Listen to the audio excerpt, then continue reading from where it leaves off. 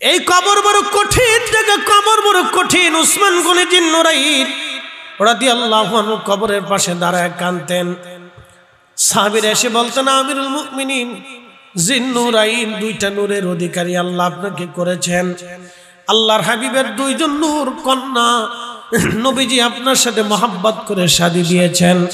আল্লাহ রসুল আরো বলতেন, আমার আরো যদি কন্যা থাকতো আমি উসমানের সাথে বিয়ে দিতাম। আপনি ভদ্র সাহাবী, আল্লাহ রসুল আপনাকে এত ভালোবাসতেন, আপনি কবরের পাশে দাঁড়ায় দাঁড়ায় থরথর করে কাঁপেন কেন? উসমান গনি জিন্নুরাইন বলতেন, সাহাবীরা রে, আমি আমার মাসুক নবীর জবান থেকে শুনেছি কবর হচ্ছে প্রথম ঘাঁটি। এই কবরের প্রশ্নের জবাব যদি কেউ দিতে পারে, বাকি মঞ্জিলগুলি তার জন্য সহজ হয়ে যাবে। আর এই কবরের প্রশ্নের জবাব যদি দিতে না পারে গো, বাকি মঞ্জিলগুলি তার জন্য বড় ভয়াবহ হবে। আমি উসমান গনি কাঁদি এই জন্যে, আমি উসমান গনি কাঁদি এই জন্যে, আমি উসমান কাঁদি এই জন্যে যাতে আমার কবরের আযাব প্রশ্নের জবাব আমি দিতে পারবো কিনা আমি ভয়ে কাঁদি। একবার জোরে বলা যাবে কি আল্লাহু আকবার। তারা এইভাবে আল্লাহকে ভয় করতেন। সাহাবী রাসূল উসমান গনি জিন্নুরাইন রাদিয়াল্লাহু আনহু স্বপ্নে বলতেছি, ইয়া রাসূলুল্লাহ, দুনিয়ার জঞ্জাল আমার কাছে ভালো লাগে না। নবী বললেন, উসমান তুমি কি থাকবে না চলে আসবে? স্বপ্নে সে বলতেছে, উসমান তুমি কি থাকবে না চলে আসবে? বলে, না ইয়া রাসূলুল্লাহ, আমি আর দুনিয়াতে থাকবো না, নবীজি আমি চলে আসতে চাই। আল্লাহ নবী বললেন, উসমান তুমি তো রোজা রাখছো, শোনো উসমান, তাহলে তুমি চলে আসো। আজকে আমি আর তুমি দুইজনে সন্ধ্যাবেলা জান্নাতের ভিতরে তুমি আর আমি একসাথে ইফতার করব। একবার জোরে বলা যাবে কি মারহাবা।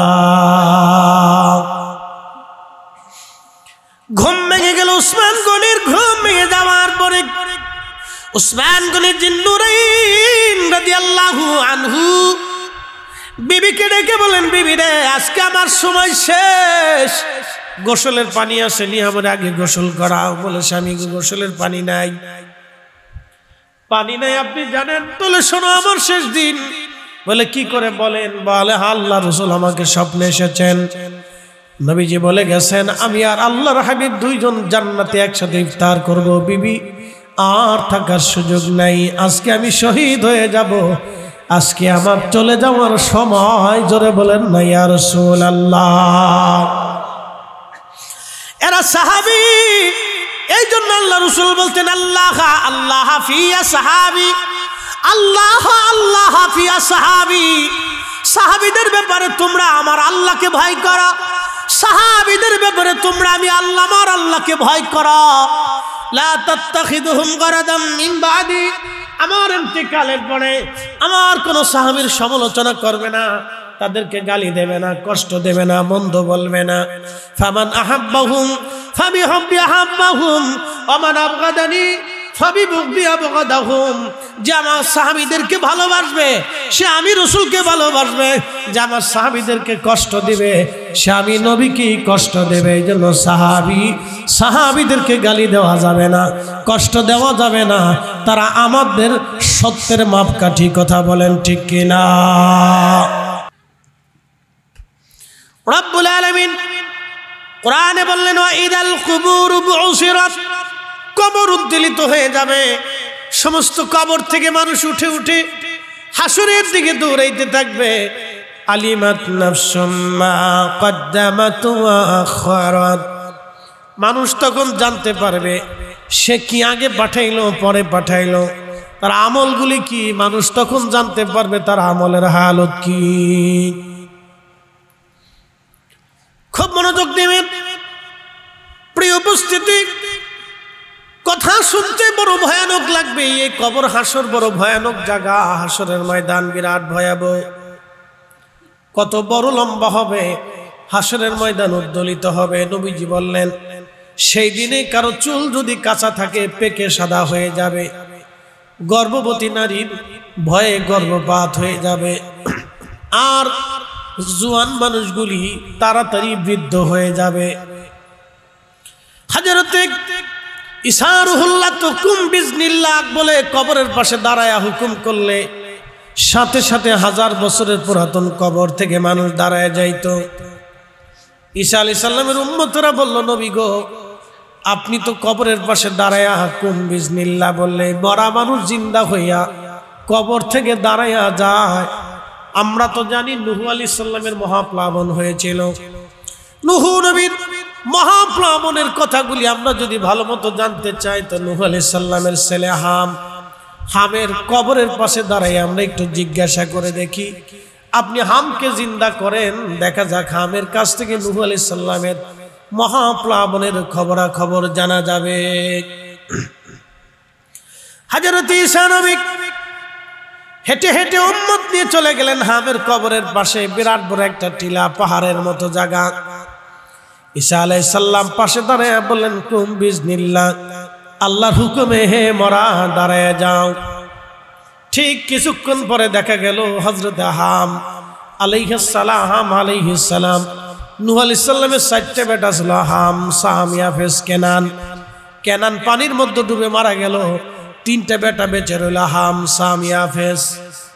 হামের বংশধর হলো আরবরা, সামের বংশধর হলো আপনার অনারবরা, আপনার এই ইউরোপ, আমেরিকা, এরপরে আমাদের বাংলাদেশ থেকে শুরু করে উপমহাদেশের মানুষটা হলো সামের বংশধর। আর ইয়াফেসের বংশধর হচ্ছে আফ্রিকার মানুষ, এবং ইয়াজুজ আর মাজুজ হলো ইয়াফেসের বংশধর। বন্ধু খুব মনোযোগ দিবেন। হযরত হাম আলাইহিস সালামকে ইসারুহুল্লাহ জিন্দা করলেন, বিরাট বড় লম্বা। বুঝতেই পারতেছেন আদম সফিউল্লাহ লম্বা ছিলেন 60 হাত। একসাথে কোন আল্লাহু আকবার। কয় হাত? আদম আলাইহিস সালাম লম্বা ছিলেন 60 হাত।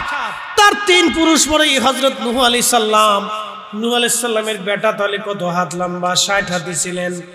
59 হাত যদি ধরেন তাহলে বিরাট বড় লম্বা। দাঁড়িয়ে গেলেন ইসারুহুল্লাহর উম্মতের সামনে। ঈসা নবী বললেন, হাম তুমি কি আমাকে চিনছো? বলে, হ্যাঁ আল্লাহর নবী, আমি চিনছি, আপনি আল্লাহর নবী। ইসারুহুল্লাহ, আমি হাম, হযরতে নূহ আলাইহিস সালামের বেটা। হযরত ঈসা নবী বললেন, হাম বলো তো, তোমার ইন্তেকালের সময় তোমার চুলগুলি কি সাদা ছিল না কাঁচা ছিল? হযরত হাম বললেন, হুজুর আমার ইন্তেকালের সময় আমার কাঁচা ছিল, দাড়ি কাঁচা ছিল, আমি যুবকের মতো ছিলাম, সুঠাম ছিলাম। তাহলে বলো তোমার চুল দাড়িগুলি কেন সাদা হয়ে গেল? হযরত হাম ডাক দিয়ে বলতেছে, হুজুর আপনি যখন কুম বিজনিল্লাহ বলে আমাকে ডাক দিলেন, আখিরাতের চিন্তা, হাসরের চিন্তায় আমার চুলগুলি সাদা হয়ে গেল। একবার জোরে বলা যাবে কি আল্লাহু আকবার? আমার হাসরের চিন্তায় চুলগুলি সাদা হয়ে গেল। হাসরের ভয়াবহতায় আমার চুলগুলি সাদা হয়ে গেল।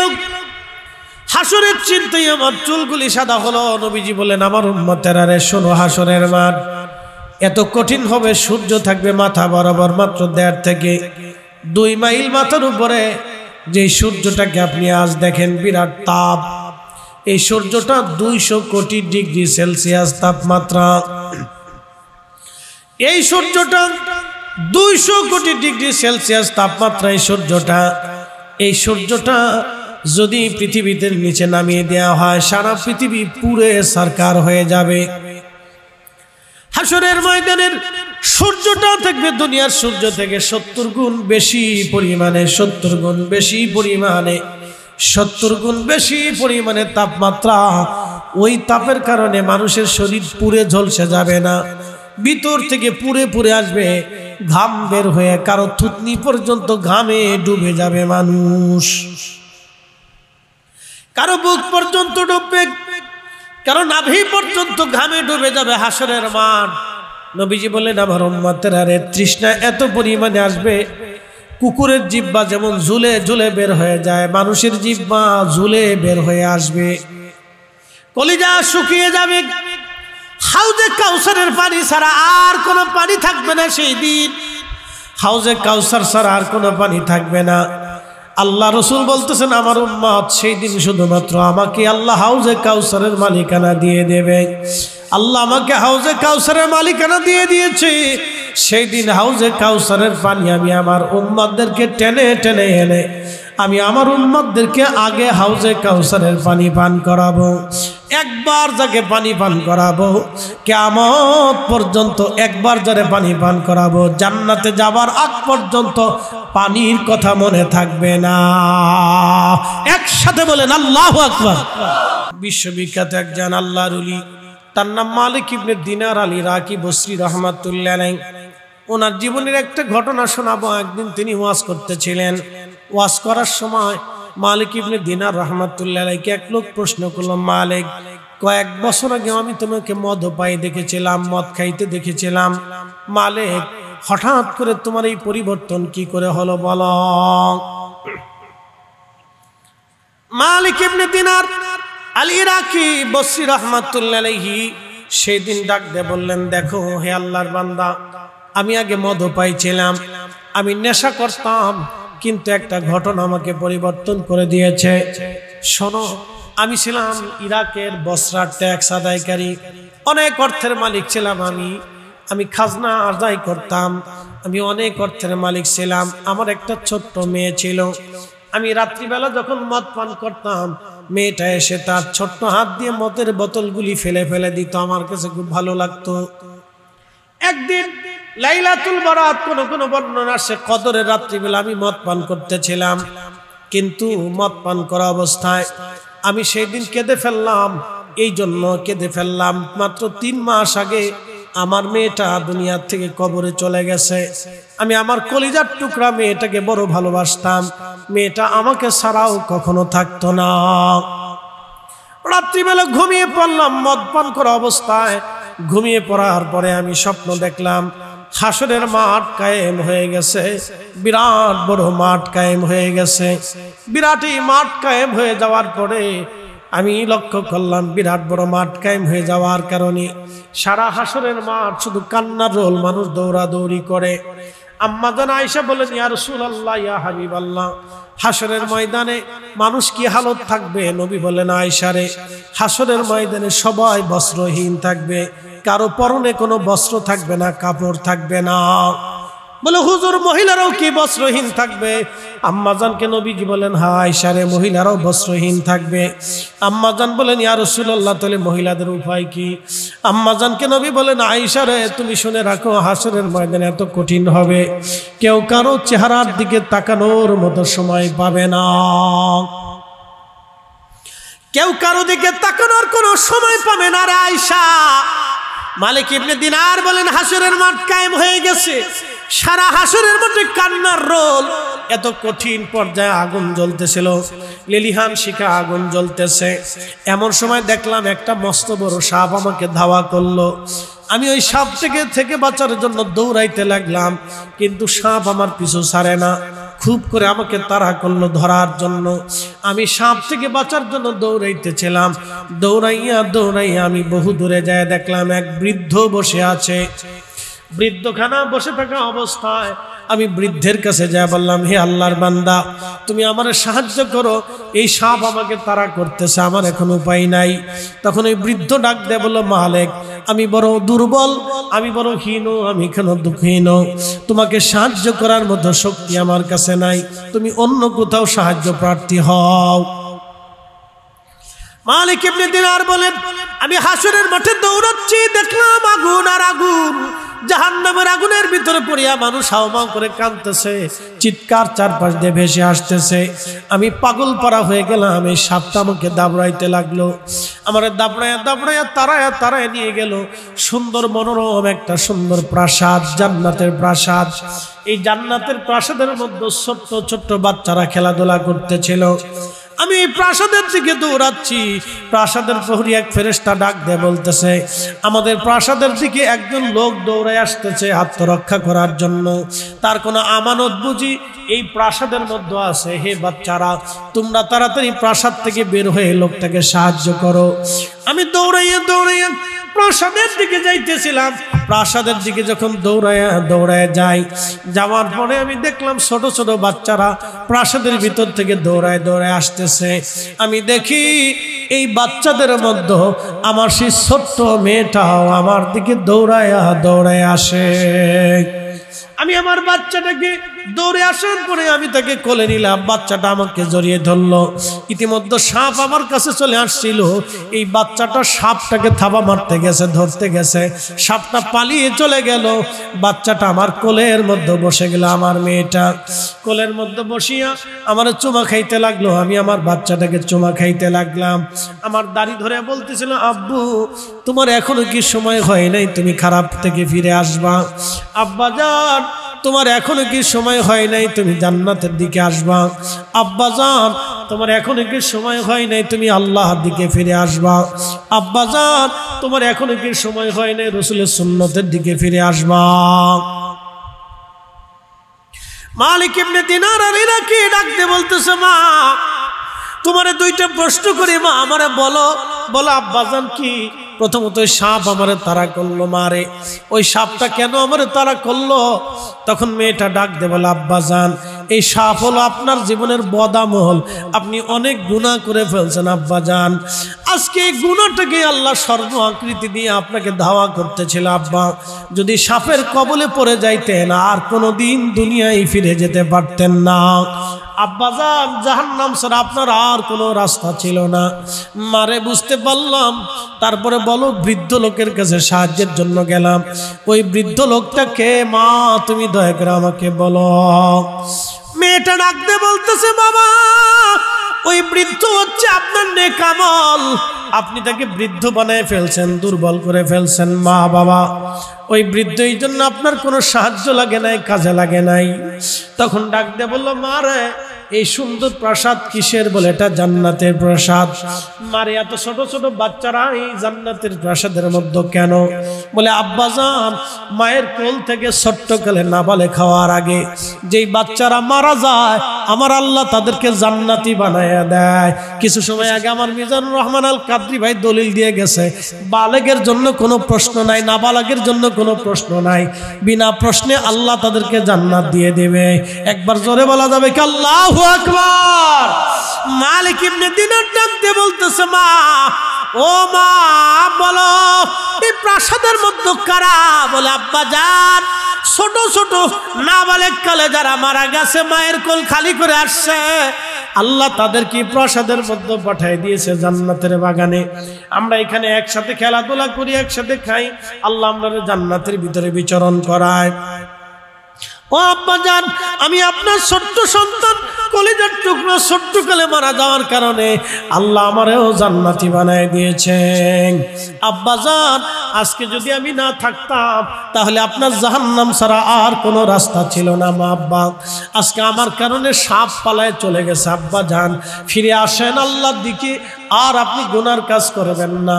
মালিক ইবনে দিনার রাহিমাহুল্লাহ বলতেছেন, আমি স্বপ্ন থেকে উঠে গেলাম, ঘুম আমার ভেঙে গেল। ঘুম ভেঙে যাওয়ার পরে আমি তওবা করলাম, সেজদায় পড়ে গেলাম, আল্লাহ জীবনে আর কোনোদিন গুনাহ করব না, আল্লাহ জীবনে আর কোনোদিন গুনাহ করব না। আমি তওবা করে ভালো হয়ে গেলাম, আমি তওবা করে ভালো হয়ে গেলাম। এ আল্লাহর বান্দা তুমি ঠিক বলেছ, এক বছর আগে আমি মদ পাইছিলাম, কিন্তু আমি আমার নিজের পরিবর্তন করে সব কিছু ছেড়ে দিয়ে জাহিদ হয়ে গেছি, আল্লাহর পথের প্রতীক হয়ে গেছি। আমি আল্লাহকে খুশি করার জন্য রাস্তায় বের হয়ে গেছি। যারা দুনিয়াকে লাথি মেরে আল্লাহকে খুশি করে তারা জাহিদ হয়ে যায়। কুতুবদিয়ার মালিক শাহ রাহমাতুল্লাহ আলাইহি তিনি জাহিদ ছিলেন, দুনিয়া বিরাগী আল্লাহর ওলি ছিলেন, দুনিয়ার দিকে তাকাইতেন না।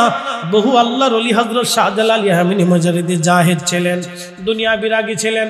360 আউলিয়া জাহিদ ছিলেন, দুনিয়া বিরাগী ছিলেন।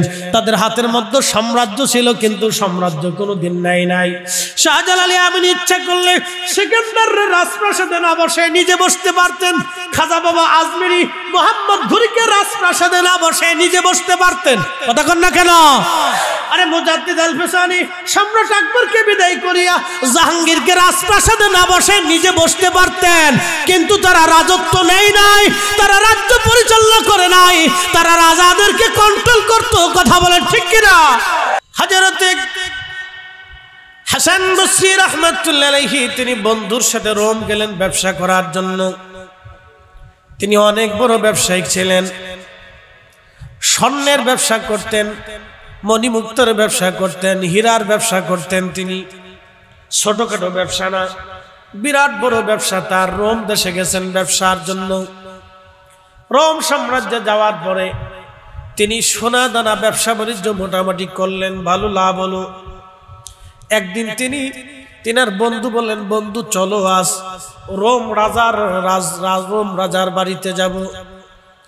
সাম্রাজ্যের বাড়িতে যাওয়ার পরে তারা লক্ষ্য করলেন একটা তাঁবু টানানো আছে।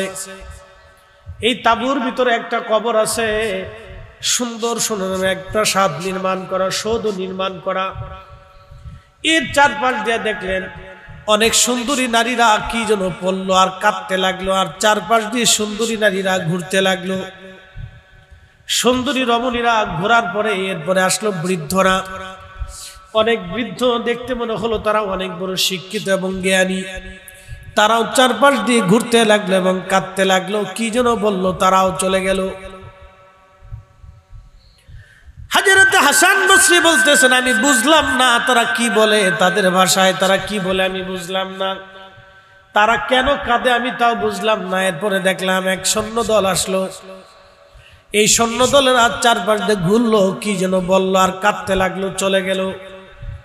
এরপরে দেখলাম রাজা এবং রানী নিজেরা আসলো, তারা চারপাশ দিয়ে ঘুরতে লাগলো, কি যেন বললো, কেঁদে কেঁদে তারাও চলে গেল। হাসান বসরি ডাক দিয়ে বলেন, বন্ধু বিষয়ে সে কি বলবানি? বন্ধু আমার বলো। আমি তাদের ভাষা বুঝলাম না, তাদের এই রীতিটাও আমি বুঝলাম না, কি কারণে তারা এই পাশ দিয়ে ঘুরলো। এই কবর সৌধ নির্মাণ করেছে তাঁবুটা নেয়া, চারপাশ দিয়ে তারা ঘুরলো আর কি যেন বললো, বলো কি? তখন বন্ধু ডাক দিয়ে বলল, হাসান রে, এই কবর হচ্ছে এই রোম সাম্রাজ্যের যিনি রাজা, এই রাজার সন্তানের, তার একটা মাত্র সন্তান ছিল, আর কোনো সন্তান তার নাই। এই সন্তানটা মারা যাওয়ার পরে এখানে সৌধ নির্মাণ করা হয়েছে।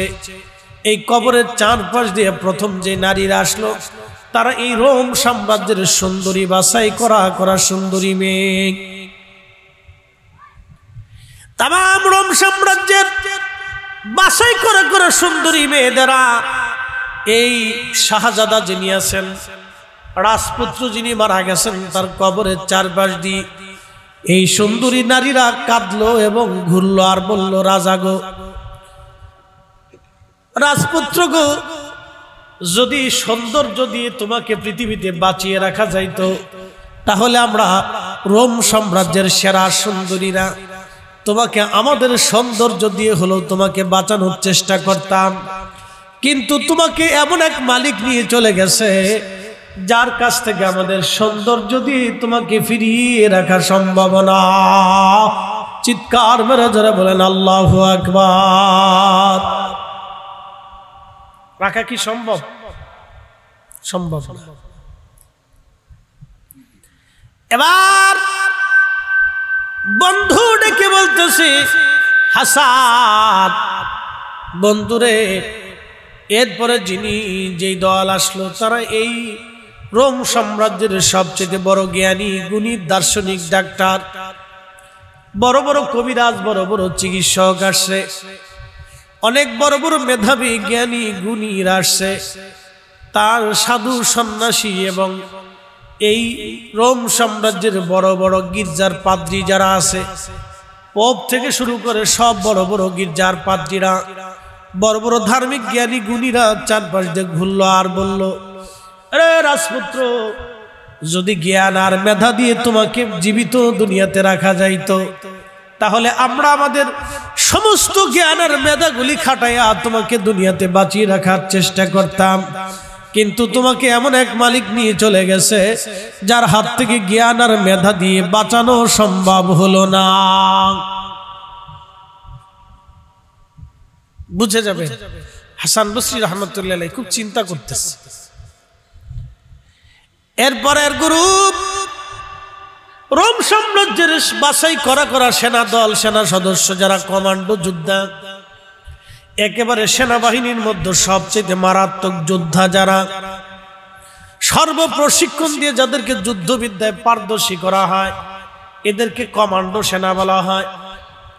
এই কমান্ডো সৈন্যরা চারপাশ দিয়ে ঘুরতে লাগলো আর বলতে লাগলো, রাজপুত্র, যদি আমাদের রণকৌশল দিয়ে যদি তোমাকে জীবিত রাখা সম্ভব হতো, রাজপুত্র গো, আমরা আমাদের সমস্ত সমর কৌশল দিয়ে তোমাকে জীবিত রাখার চেষ্টা করতাম, কিন্তু এমন এক মালিক তোমাকে নিয়ে চলে গেছে যার হাত থেকে রণকৌশল দিয়ে বাঁচানো আমাদের পক্ষে সম্ভব না। হাসান বসরি রাহমাতুল্লাহ আলাইহি আরো চিন্তায় পড়ে গেলেন, হ্যাঁ কথা তো সত্য। তারপরে রাজার রানী, সম্রাটের সম্রাজ্ঞী দুইজনে আসলেন। দুইজনে আসার পরে দুইজনে চারপাশ দিয়ে ঘুরলো আর বলল, কলিজার টুকরা সন্তান আমার, যদি এই রোম সাম্রাজ্যের সবকিছু দিয়ে হলো যদি তোমাকে জীবিত রাখা যাইতো, তাহলে আমি রাজা এবং আমি সাম্রাজ্যী, আমরা আমাদের কলিজার টুকরা সন্তানকে জীবিত রাখার চেষ্টা করতাম। বেটারে, আমরা সমস্ত সম্পদ দিয়ে হলো, সাম্রাজ্য দিয়ে হলো তোমাকে জীবিত রাখার সুযোগ নাই। তোমাকে এমন এক রাজা নিয়ে চলে গেছেন যে রাজার কাছ থেকে কাউকেই ফিরিয়ে রাখা যায় না। চিৎকার মেরে জোরে বলেন আল্লাহু আকবার। হাসান বসরি ডাক দিয়ে বলে, বন্ধু, স্বর্ণের ব্যবসা ছেড়ে দিলাম। মারহাবা কর। কিসের ব্যবসা ছাড়লাম? স্বর্ণের ব্যবসা ছেড়ে দিলাম, রূপার ব্যবসা ছেড়ে দিলাম, মণিমুক্তার ব্যবসা ছেড়ে দিলাম। বন্ধুরে, সবকিছু দিয়ে যেহেতু পৃথিবীতে থাকার আর সুযোগ নাই, তাহলে দুনিয়ার ব্যবসা ছেড়ে দিলাম। আজকে থেকে আমি আল্লাহর ব্যবসা শুরু করব, দুনিয়ার ব্যবসা আর করব না। বন্ধুরে, সোনা দ্বারা সব তোরে দিয়ে দিলাম, আমি আখিরাতের সোনা দ্বারা জোগাড় করার জন্য আজকে থেকে আল্লাহর পথে বের হয়ে গেলাম। হাসান বসরির জীবন পরিবর্তন হয়ে গেল, আল্লাহর পথে বের হয়ে গেল। একবার জোরে বলা যাবে কি মারহাবা। প্রিয় উপস্থিতি, মনোযোগ দিবেন। মানুষ তো অবশ্যই মারা যাবে। ওমা তাদরি নাফসুন বিআইয়ি আরদিন তামুত, কোন জায়গা, কোন হালতে, কোন অবস্থায় মানুষ মারা যাবে মানুষ জানে না। কখন, কোন হালতে, কোন জায়গায় মানুষ মারা যাবে মানুষ জানে না। মানুষ জানে না কখন মারা যাবে। কবরে তো তার যেতেই হবে, কবরে তার যাওয়াই লাগবে। কবর থেকে বাঁচার আর কোনো রাস্তা নাই, কবরে তাকে যেতেই হবে। আমার আল্লাহ বলেন, আলহাকুমুত তাকাসুর হাত্তা যুরতুমুল মাকাবির।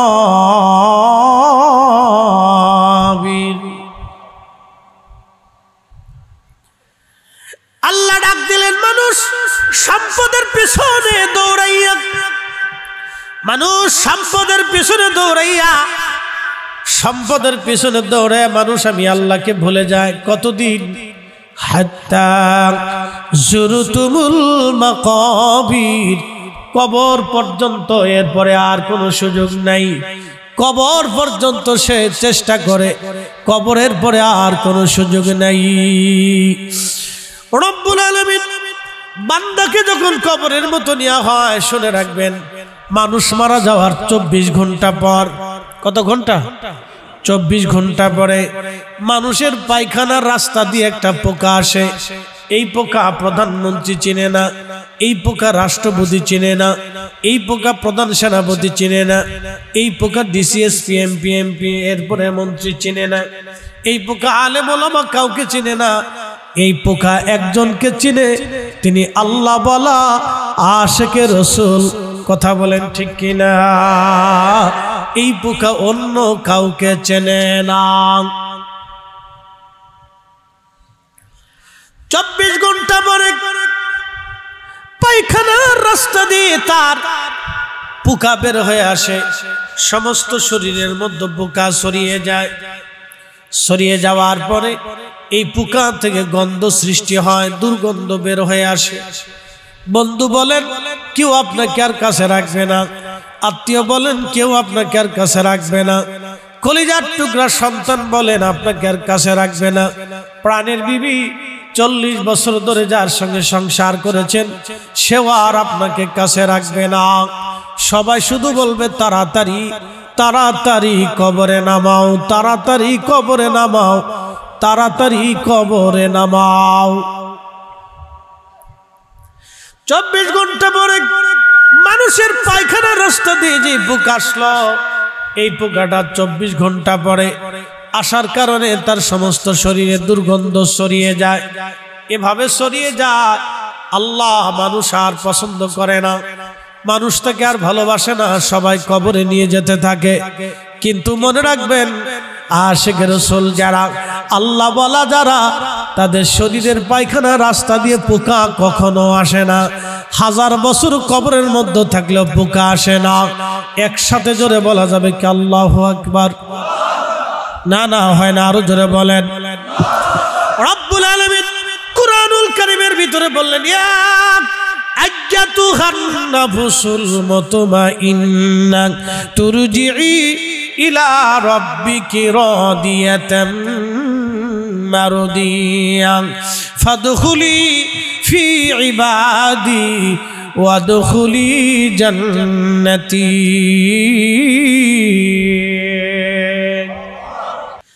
আল্লাহ ডাক দিলেন, ইয়া আইয়াতুহান নাফস, হে নফসে মুতমাইন্না, ইয়া আইয়াতুহান নাফসুল মুতমাইন্না, প্রশান্ত আত্মা, ইরজিই,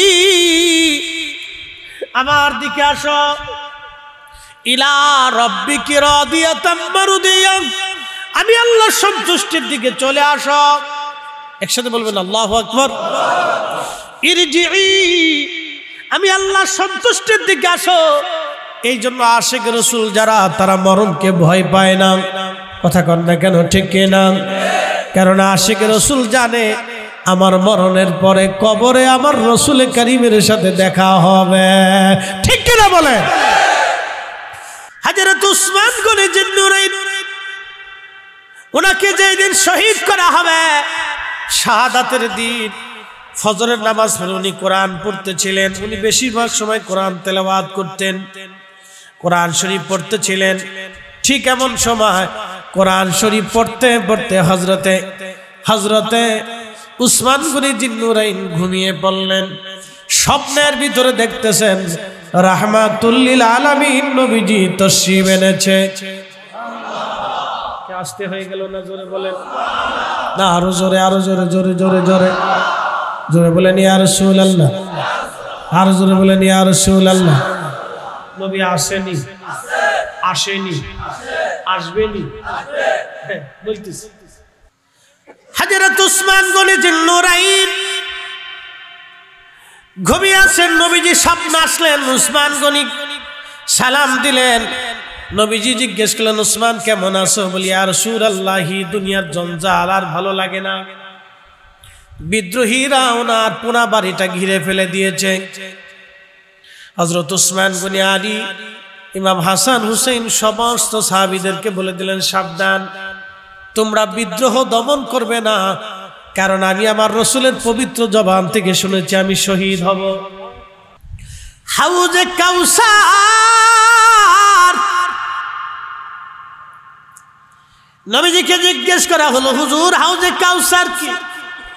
আল্লাহ নবী বললেন, সাহাবীরা, হাউজে কাউসার জান্নাতের একটা নদী। মারহাবা বলো। কোথাকার নদী? জান্নাতের একটা নদী। কুরআন আল্লাহ বলেন, ইন্না আ'তাইনাকাল কাউসার ফাসাল্লি লিরাব্বিকা ওয়ানহার। একসাথে বলবেন মারহাবা। এই আমার দিকে দেখেন, হাউজে কাউসার আল্লাহ তার রাসূলকে দিলেন। হাউজে কাউসার কেন দিলেন? এবার একটু আসি। আল্লাহর নবীকে আল্লাহ হাউজে কাউসার দিলেন। ওই জমানাতে কাফেররা বলতো আল্লাহর নবী আবতার। আবতার অর্থ হচ্ছে নির্বংশ। নাউজুবিল্লাহ মিন যালিক। কি বংশ? নির্বংশ। তো নির্বংশ বলে রাসূলকে কষ্ট দিছে। ভালো করে বুঝবেন, প্রিয় নবীজির সন্তান আল্লাহ যে কয়জন বেটা দিলেন, ছেলে দিলেন, রিদওয়ানুল্লাহি তাআলা আলাইহিম আজমাইন, সবাইকে আল্লাহ নিয়ে চলে গেলেন। তো নিয়ে যাওয়ার পরে আল্লাহ রাসূল খুব ক্লান্ত, মন খারাপ। এদিকে কাফেররা সুযোগ পাইয়া নবীকে আবতার আবতার বলতে লাগলো, নির্বংশ নির্বংশ। ছেলে নাই তো বংশ হবে কেন? ছেলে নাই তোর বংশ হবে কি করে? শেষ। নির্বংশ বলে বলে নবীকে কষ্ট দেয়। আল্লাহ নবীর মন বেজার, কিন্তু নবীজির মন আল্লাহ বেশি সময় পর্যন্ত বেজার রাখেন নাই। আল্লাহ মনটাকে খুশি করার জন্য প্রথমে আল্লাহ বলেন, ইন্না আ'তাইনাকাল কাউসার। নবী গো, নিশ্চয় আমি আল্লাহ আপনাকে হাউজে কাউসার দান করে দিলাম। জোরে বলা যাবে কি মারহাবা? এই আমার দিকে তাকান, এখানে একটা ব্যাখ্যা আছে। বলে ব্যাখ্যা কি? বুঝে, বাবা সন্তানকে বেশি ভালোবাসে। কথা ঠিক আছে না? মা সন্তানকে বেশি ভালোবাসে। এই দেখেন, সন্তান কাঁদলে মার কলিজায় ব্যথা লাগে, বাবা কাঁদলে মার কলিজায়, সন্তান কাঁদলে বাবার কলিজায় ব্যথা লাগে। আপনি আপনার ছোট্ট মেয়েটাকে একটা থাপ্পড় মারছেন, ও কান্নাকাটি করতেছে। যত সময় ওরে খুশি না করবেন তত সময় আপনার অন্তরে খারাপ লাগতে থাকে, চিনচিন চিনচিন করে ব্যথা লাগতে থাকে, খুব কষ্ট হইতে থাকে। কথা ঠিক আছে না? যে ওরে কেমনে খুশি করবে? খুশি করার জন্য বাজার থেকে কিছু খাবার নিয়ে আসেন, অথবা দামি ভালো কিছু খেলনা টেলনা নিয়ে আসেন। এগুলি এনে সন্তানের সামনে দিয়ে তারপরে তারে খুশি করেন, আদর দেন, চুমা লাগান, আগে তার উপহার দেন। উপহার দেওয়ার পরে সে খুশি হয়ে যায়, আনন্দিত হয়ে যায়। ঠিক আমার আল্লাহ কোরআনে তার রসুল, তার মেহবুবকে আমার আল্লাহ খুশি করলেন। আগে গিফট দিলেন, গিফটের নাম হাউজে কাউসার। ওগো নবী, নিশ্চয় আমি আল্লাহ আপনাকে কাউসারের মালিকানা দিয়ে দিলাম। একসাথে জোরে বলেন, ইয়া রাসূলুল্লাহ। এই সূরা নাজিল হইল স্বপ্নে। কেমনে নাজিল হয়েছে? এই সূরা কিভাবে নাজিল হয়েছে? স্বপ্নে। স্বপ্নে, জিবরাইল দিয়ে না, স্বপ্নে। আল্লাহর নবী ঘুমিয়ে আছেন, ঘুম থেকে উঠার পরে নবী খুশি, খুশি হাস্যোজ্জ্বল, খুব হাসি খুশি। সাহাবায়ে কেরাম বলেন, ইয়া রাসূলুল্লাহ, এত হাসি খুশি কারণ কি? নবী যো আগে তো এরকম কখনো হাসেন নাই, এত খুশি খুশি আপনাকে মনে হয় নাই। আল্লাহর নবী ডাক দিয়ে বললেন, সাহাবীরা রে, আজকে আল্লাহ আমার জন্য একটা সূরা নাজিল করেছে, সূরা কাউসার। আল্লাহ বলেন, ইন্না আ'তাইনাকাল কাউসার। সাহাবীরা বললেন, হুজুর কাউসার কি? নবী বললেন, সেটা একটা জান্নাতের নদী। একসাথে বলবেন না মারহাবা? জান্নাতের নদী।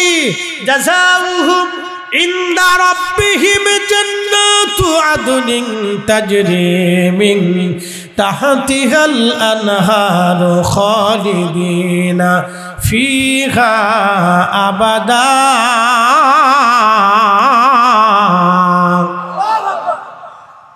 কষ্ট হচ্ছে? খারাপ লাগতেছে? শুনে যান, মেহবুব, মেহবুব বুঝে যান। মেহবুব আমার রসুল হচ্ছেন আল্লাহর মেহবুব। মেহবুব কাকে বলে জানেন? মা যেমন সন্তানকে সবসময় খুশি করে, সন্তানরা কিন্তু মাকে তেমন খুশি করে না। সন্তানকে বেশি খুশি করে কে? মা। সন্তান হচ্ছে মায়ের মেহবুব। মা সন্তানকে বেশি ভালোবাসে। কাঁদলে মার কষ্ট হয়, ব্যথা পাইলে মার কষ্ট হয়, একটু চোখের আড়াল হলে মার কষ্ট হয়, দূরে থাকলে মার কষ্ট হয়, বিদেশে গেলেও মার কষ্ট হয়, অ্যাক্সিডেন্টে পড়লে মার কষ্ট হয়, অসুস্থ হলে মার কষ্ট হয়। মা হচ্ছে, সন্তান হচ্ছে মায়ের মেহবুব। মার চোখের মনি হচ্ছে সন্তান। আল্লাহর রসুল হচ্ছেন আল্লাহর মেহবুব। নবী বেজার হইলে আল্লাহর কষ্ট হয়, নবী বেজার হইলে আল্লাহ কষ্ট হয়, নবী রাজি হইলে আল্লাহ রাজি হয়। দেখবেন কোন মায়ের সন্তানকে যদি আপনি আদর করেন তো মা খুশি হয়, তো রসুলকে ভালোবাসলে আল্লাহ খুশি হয়, নবীর ইত্তেবা করলে আল্লাহ খুশি হয়, নবীর গোলামি করলে আল্লাহ খুশি হয়, নবীর জন্য জীবন দিলে আল্লাহ খুশি হয়, নবীর প্রেমে জীবন দিলে আল্লাহ খুশি হয়, রসুলের সাথে প্রেম করলে আল্লাহ খুশি হয়, নবীর গুণগান গাইলে আল্লাহ খুশি হয়। এই জন্য হাজরাতে রসুল করিমের নাতি দৌহিত্রের সন্তান জৈনুল আবিদিনকে জিজ্ঞেস করা হয়েছিল, ওগো ইমাম জৈনুল আবিদিন, এক সময় পৃথিবীর বহু মানুষ বহু দল নিজেকে আহলে সুন্নাত ওয়াল জামাত দাবি করবে, আমরা প্রকৃত আহলে সুন্নাত ওয়াল জামাত কাকে বুঝবো? তখন তিনি বলেছিলেন, যারা বেশি বেশি আল্লাহ রসুলের মহব্বত করবে, দুরূদ পড়বে, রসুলের পক্ষে থাকবে, নবীর শান গাইবে, নবীর শানের পক্ষে থাকবে, বুঝবা ওরাই হলো অরিজিনাল আহলে সুন্নাত ওয়াল জামাত। একসাথে বলবেন আল্লাহু আকবার, না জোরে বলেন না আল্লাহু আকবার। আহলে সুন্নাত ওয়াল জামাত কিন্তু সবাই দাবি করে, কি কথা কন না কেন? আহলে সুন্নাত ওয়াল জামাত সবাই দাবি করে। ইমাম জৈনুল আবিদিন বলেছিলেন, তোমরা সে আহলে সুন্নাত ওয়াল জামাত এই সময় চিনে রাখবা, যারা শানে মুস্তাফাকে প্রাধান্য দিবে তারা আহলে সুন্নাত ওয়াল জামাত অরিজিনাল দল থাকবে। বুঝতে অসুবিধা? এখন সুন্নি জামাতে থাকলে থাকেন, না থাকলে চলে যান, কিচ্ছু আসে যায়। কবর আপনার, হাসর আপনার। সামনে আগাইতেছি, হাসরের ময়দানে ঢুকাইছি কেন? সামনে আরো হাসরের ময়দান আছে, শেষ হয় নাই, কেবল সামান্য একটু সিমটম বর্ণনা করছে। আল্লাহ রাসূল বললেন, সাহাবীরা আমার হাউজে কাউসার দিছে, বলে জান্নাতের একটা নদী, এই নদীর ভিতরে দুধের নহর হবে, পানির নহর, শরবত হবে, মধু হবে, আর পানি এতটাই স্বচ্ছ, নদীর নিচটা আমার আল্লাহ মণিমুক্তা দিয়ে গঠন করবে। নদীর দুই পাশটা স্বর্ণ দিয়ে নির্মাণ হবে, নদীর পেয়ালাগুলি দামি দামি জহরত মণিমুক্তা দিয়ে, হীরার টুকরা দিয়ে বানানো হবে। এই নদীর পানি এতই বরকতময় হবে, এই নদীর পাশে সুন্দর সুন্দর পাখি থাকবে, পাখিগুলি দেখতে এত সুন্দর হবে, পাখিরা এত সুন্দর, এই পাখি যারা খাবে তাদের চেহারাও আল্লাহ আরো সুন্দর করে দেবে। হযরত ওমর ডাক দিয়ে বলেন, ইয়া রাসূলুল্লাহ, ওই পাখি কি আমরা খেতে পারবো? বলে, হ্যাঁ ওমর, খেতে পারবা। তবে ওমর শুনে রাখো, আল্লাহ আমাকে মেরাজের রাত্রিবেলা জান্নাতে ঘুরায় দেখাইছে, আমি এই আমার হাউজে কাউসারের পাশে যাইয়া আমি হাত দিয়ে আমার হাউজে কাউসার ঘুরে ঘুরে দেখে দেখে আসছি। এই পানির ঘ্রাণ এতই চমৎকার, মিশক আম্বরের চাইতেও বেশি পরিমাণে ঘ্রাণ হবে পানি। একবার জোরে বলা যাবে কি মারহাবা। শ্রেষ্ঠ নবী দিলাম রে তরিয়ে নিতে রোজাহাসরে, পথ না ভুলি তাই তো দিলে পাক কুরআনের বাণী, খোদা তোমার মেহেরবানি। প্রিয় নবী বললেন, সাহাবীরা এই হাউজে কাউসার জান্নাত থেকে আমার আল্লাহ হাসরের মাঠে প্রবাহিত করবে। একসাথে বলবেন আল্লাহু আকবার। এই হাউজে কাউসারের মালিকানা আল্লাহ আমাকে দিয়েছে হাসরের ময়দানে। এর একক করতেন তো আমার, আমি যাকে খুশি তাকে নিয়ে হাউজে কাউসারের পানি পান করাবো। তবে সাহাবীরা শোনো, সবার আগে আমি নবী আমার উম্মতকে পানি পান করাবো। সাহাবীরা বলেন, হুজুর এত কোটি কোটি উম্মতের ভিড়ে আপনি আপনার উম্মত কিভাবে চিনবেন? নবীজি জবাব দিয়ে বলেন, সাহাবীরা রে, আমি আমার উম্মত এমন ভাবে চিনবো, আমার উম্মতরা 5 ওয়াক্ত নামাজ পড়বে, নামাজের কারণে তাদের ওযুর জায়গাগুলি নূর চমকাইতে থাকবে। একসাথে বলবেন আল্লাহু আকবার। চেহারায় নূর চমকাবে, ওযুর জায়গাগুলি নূর চমকাবে, অন্য কোন উম্মতের নূর চমকাবে না, শুধু আমার উম্মতের নূর চমকাবে। আমি নবী আমার উম্মতদেরকে টেনে টেনে ধরে ধরে নিয়ে হাউজে কাউসারের পানি পান করাবো। একবার যে পানি পান করবে জান্নাতে যাওয়ার আগ পর্যন্ত পানির কথা মনে থাকবে না। তো জান্নাতের হাউজে কাউসারের পানি কারা পাবে? এরপরে আল্লাহ বলেন, ফাসাল্লি রাব্বিকা ওয়ানহার। নবী গো আপনার উম্মতকে বলেন তারা যেন নামাজ পড়ে এবং কুরবানি করে। একবার জোরে বলা যাবে কি মারহাবা। কি করে? নামাজ পড়ে আল্লাহর রাহে কুরবানি করে। কুরবানি তো হন আল্লাহর জন্য না, কুরবানি ফিরিজের জন্য। কি কথা কন না কেন? কুরবানি কি আল্লাহর জন্য আছে? কুরবানি এখন ফিরিজের জন্যই গেছে।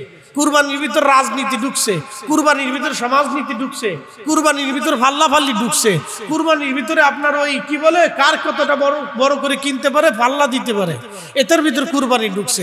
এরকম কুরবানি কিয়ামত পর্যন্ত দিবেন, শুধু পশু জবাই দিবেন কিন্তু কুরবানি হবে না। কুরবানি হবে রাহে লিল্লাহ, একমাত্র আল্লাহর জন্য, আল্লাহকে খুশি করার জন্য। সালাতের ভিতরে রাজনীতি ঢুকছে, রাজনীতির নামাজ, সামাজিক নামাজ, বিয়ের নামাজ, বিপদের নামাজ, খেলার নামাজ, সোরের নামাজ, জুতা সোরের নামাজ। কি কথা কন না কেন? আবার আছে পরীক্ষার নামাজ। পরীক্ষা আসলে দেখবেন ছেলে নামাজে ঢুকছে, একবার রেজাল্ট দেওয়ার আগ দিন পর্যন্ত খুব নামাজ পড়ে, রেজাল্টও শেষ, নামাজও শেষ। রেজাল্ট দেওয়ার আগ দিন পর্যন্ত আল্লাহরে বুঝায়, আল্লাহ তুমি কিন্তু দিও, আমার বালা রেজাল্ট দিও। রেজাল্ট শেষ, নামাজ শেষ। আবার কিছু আছে সামাজিক নামাজ, বলে এটা হুজুর কি?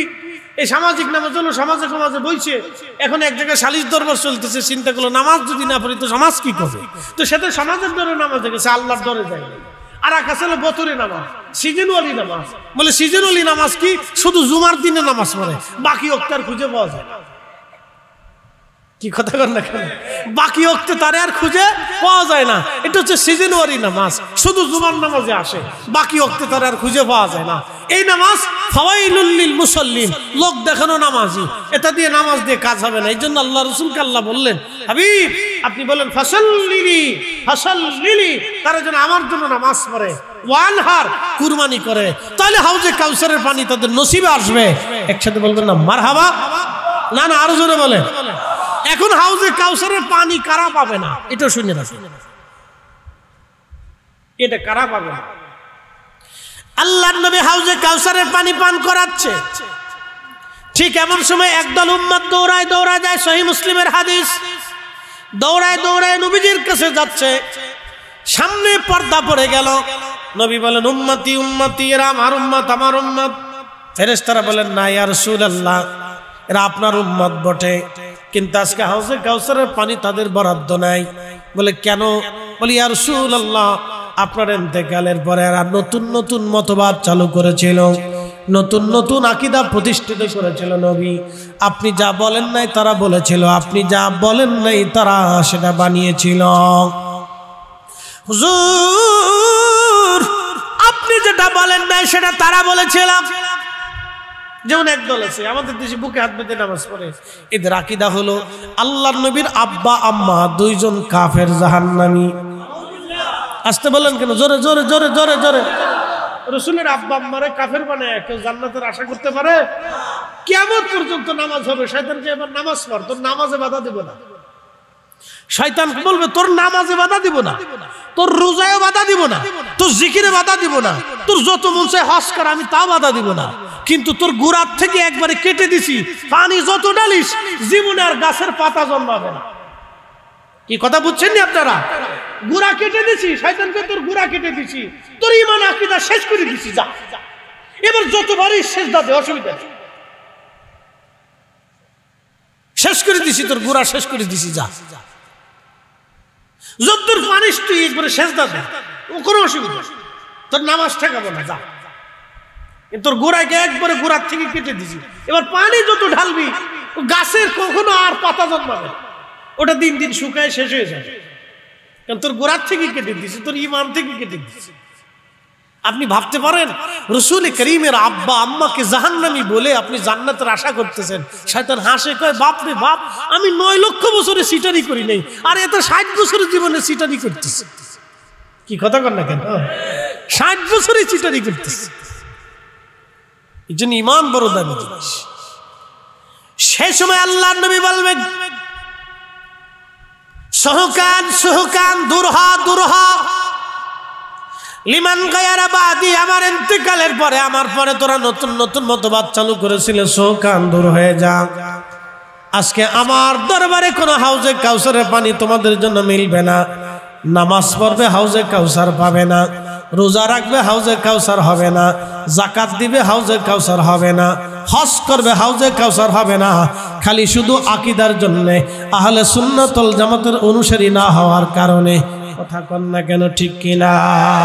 ফয়সালা আমার না আল্লাহর। আল্লাহর ফয়সালা, আমাদের কোনো ফয়সালা। এবার ভালো লাগলে আসেন, না লাগলে সেরে অসুবিধা নেই, এটা নিয়ে আমরা চিন্তিত না। কারণ মনে রাখবেন আহলে সুন্নাত ওয়াল জামাত ছাড়া কোনো মা ওলির জন্ম দিতে পারে না। পারছে? কোন মা ওলির জন্ম দিতে পেরেছে? কখনো পারে নাই। ওই যে কুতুবদিয়ার হযরতে মালিক শাহ রাহমাতুল্লাহ আলাইহি বলেন তো, আল্লাহর কুতুব, আল্লাহর বন্ধু, আল্লাহর কুতুবুল ইরশাদ, আল্লাহর মহান ওলি বলেন আপনি, উনি আল্লাহর ওলি, এতে কি কোনো সন্দেহ আসেনি আপনাদের? হ্যাঁ, সন্দেহ আছে? শাহজালাল ইয়ামানি আল্লাহর ওলি সন্দেহ আছে? 360 আউলি আল্লাহর ওলি সন্দেহ আছে? কাদেরিয়া, চিশতিয়া, নকশবন্দিয়া, মুজাদ্দিদিয়া বহু আল্লাহর ওলি ঘুমিয়ে গেছেন, সন্দেহ আছে? কোনো সন্দেহ নাই। তারা সবাই আহলে সুন্নাত ওয়াল জামাতের অনুসারী ছিলেন এবং তারা আহলে সুন্নাত ওয়াল জামাত এদেশে উপহার দিয়ে গেছে। আরে বুকে হাত বেঁধে নামাজ পড়াটা যদি জরুরি হতো তাহলে শাহজালাল ইয়ামানি মুজাররিদি 360 আউলিয়া এদেশে বুকে হাত বাঁধায়া নামাজ পড়ায়া প্রতিষ্ঠিত কইরা শিখাই দিয়ে তারপরে চলে যাইতেন। উন্না যেহেতু নাবির নিচে শিখাইছে, এটাই অরিজিনাল। কথা কন না ঠিক কিনা? এটা অরিজিনাল ট্রান্সফার। আর এখন আমরা যেটা জোর করে পড়াইতে চাচ্ছি সব ডুপ্লিকেট। এর ভিতর ভেজাল আছে, এর ভিতর রাজনীতি আছে। কি কথা কন না কেন? এর ভিতর কি আছে? রাজনীতি ঢুকছে, রাজনীতি আছে, রাজনীতি আছে। প্রিয় মহেশখালীবাসী খুব মনোযোগ দিবেন। এই জন্য হাউজে কাউসারের পানি আমাদের বড় দরকার। প্রথমত আপনাকে ঈমান বিশুদ্ধ নিতে হবে, আকাইদা আহলে সুন্নাত ওয়াল জামাত। দ্বিতীয়ত আপনাকে নামাজি হতে হবে এবং আল্লাহর জন্য সব করা লাগবে। যদি করতে পারেন তাহলে আশা করা যায় হাউজে কাউসারের পানি নসিবে মিলবে, নতুবা হাউজে কাউসারের পানি নসিবে হবে না। আমি এখান থেকে চলে গেলাম, চলে যাই, হাসরের মাঠ কত বড় হবে। আল্লাহ কোরআনে বললেন, তারুজুল মালাইকাতু ওয়ার রূহু ইলাইহি ফি ইয়াউমিন কানা মিকদারুহু 50 আলফা সানা। দুনিয়ার 50,000 বছর, এক সেকেন্ড করে 60 সেকেন্ডে 1 মিনিট, এক মিনিট করে 60 মিনিট, একটা ঘন্টা, একটা ঘন্টা করে 24 ঘন্টায় দিন ও রাত। 24 ঘন্টার দিন ও রাতের 65 বছরে 365 দিনে একটা বছর হয়। এক বছর করে 50,000 বছর। যত বড় হবে হাসরের একটা দিন হবে তত বড়, হাসরের একটা দিন হবে তত বড়, হাসরের একটা দিন হবে তত বিরাট। সেই দিনের 500 বছর আগে গরিবরা জান্নাতে চলে যাবে। একসাথে বললেন না আল্লাহু আকবার? না না, হয় না, আরো জোরে জোরে জোরে। সেই দিনের 500 বছর আগে, কত বছর? তাহলে 500 বছর রে 50,000 বছর দিয়ে গুণ দিয়ে দেখেন দুনিয়ার কত লক্ষ কোটি বছর হয়। সেই দিনের 500 বছর আগে ধনীদের চাইতে গরিবরা জান্নাতে হাসতে হাসতে চলে যাবে। একসাথে বলবেন আল্লাহু আকবার? না না, জোরে বলেন, জোরে বলেন।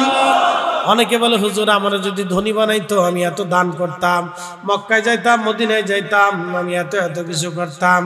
আমি মনে করি না, গরিব বানাই আল্লাহ আপনার জান্নাতের সার্টিফিকেট বুঝাইছে। ধনী বানাইলে আপনি অহংকারী হয়ে যাইতে পারতেন। ঠিক আছে না? অনেক মানুষ পয়সাওয়ালা হইলে কি হয়ে যায়? অহংকারী হয়ে যায়। মাটিতে আর পা পড়ে না, এমন ভাব লইলে বাপরে বাপ কি জমিদার, ইস ইস তোর বাপ কি। না না না, এগুলি করলে 7 পয়সা মূল্য দেয়, 4 পয়সা মূল্য।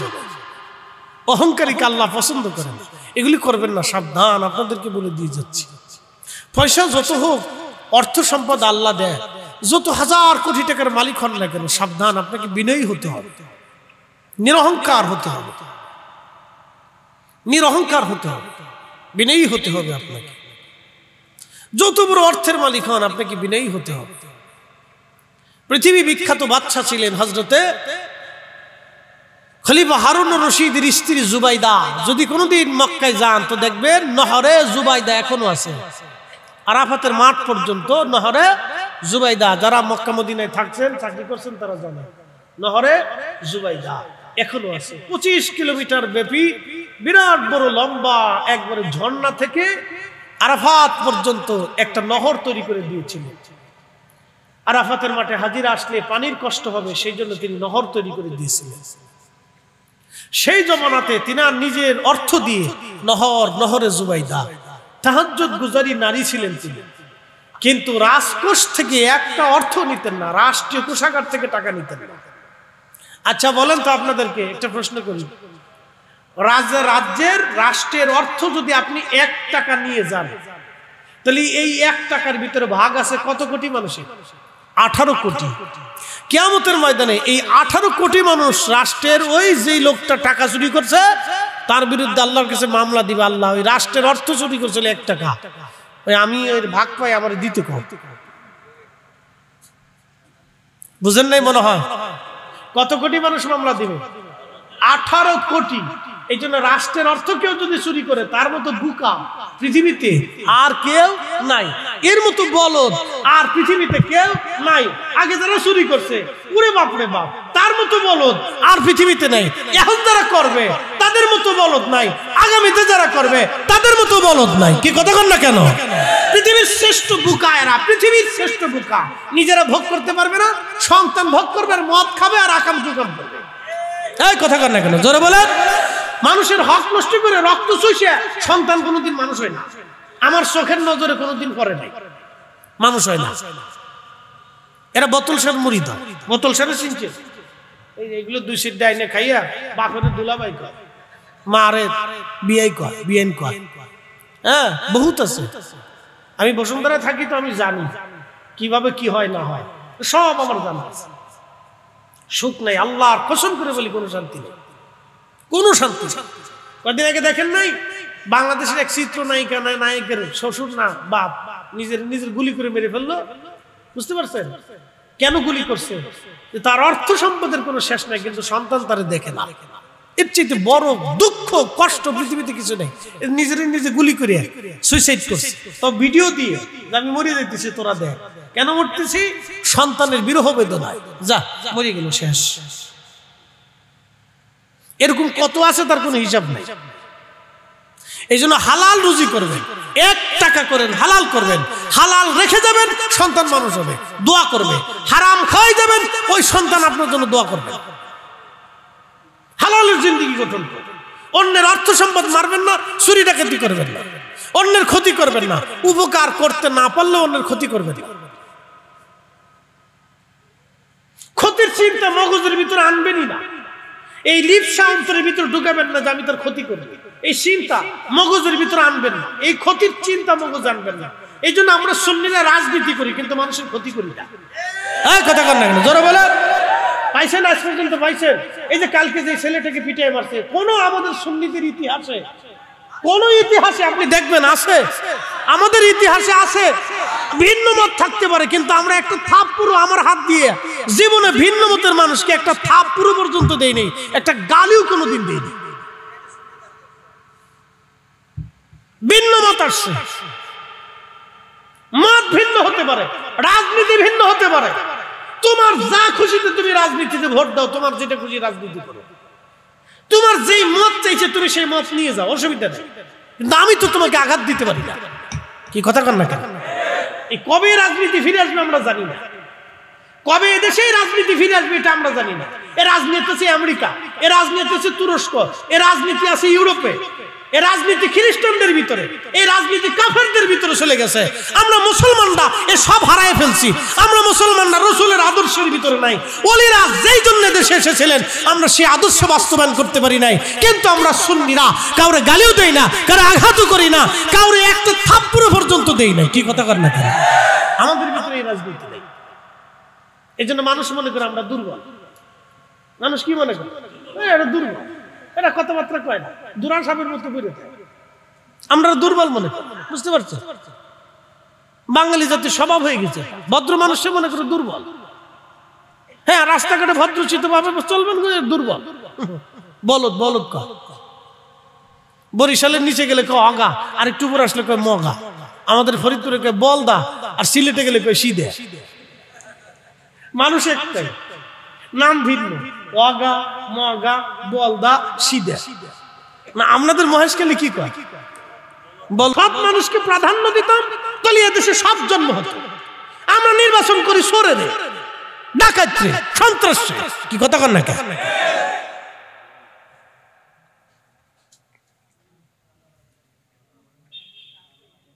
সালাতুন ইয়া রাসূলুল্লাহ আলাইকুম সালামুন ইয়া হাবিবাল্লাহ আলাইকুম সালাতুন ইয়া রাসূলুল্লাহ আলাইকুম সালামুন ইয়া খবর লও ইয়া রাসূলুল্লাহ খবর লও मेरे मौला मेरे आका खबर लो सलातुन या रसूल अल्लाह अलैकुम सलामुन या हबीब अल्लाह अलैकुम अल्लाहुम्मा सल्ली